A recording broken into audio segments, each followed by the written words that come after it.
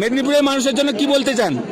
মেদিনীপুরের মানুষ হচ্ছে দেখো আমাদের ঈশ্বরচন্দ্র বিদ্যাসাগর আচ্ছা। আর যত আশীর্বাদ পুরো পশ্চিমবঙ্গের মধ্যে মেদিনীপুরে দিয়ে গেছে।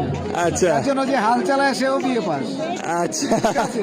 আর পশ্চিমবঙ্গের উত্তরণ কোথা থেকে যদি হয় তাহলে একমাত্র মেদিনীপুর থেকে শুরু হয়। মেদিনীপুর থেকে শুরুই হয়েছে। সো গাইস, বর্তমানে আমি কেদারনাথে এসেছি এবং বাবাজির সঙ্গে দেখা হয়ে গেল। বাবাজি, আপনার বাড়ি কোথায়?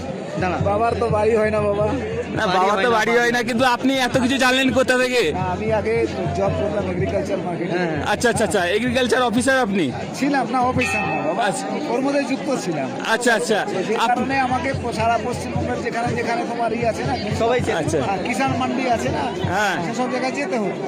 আর আপনি কাঁথি, রামনগরে এসব ব্যাপারে জানেন? সব চিনি, কাঁথি, পানিপারুল, দেপাল, সব জায়গা তো দেখতে পাচ্ছেন কেদারনাথে একজন সাধু হয়ে গেল। তো কেদারনাথে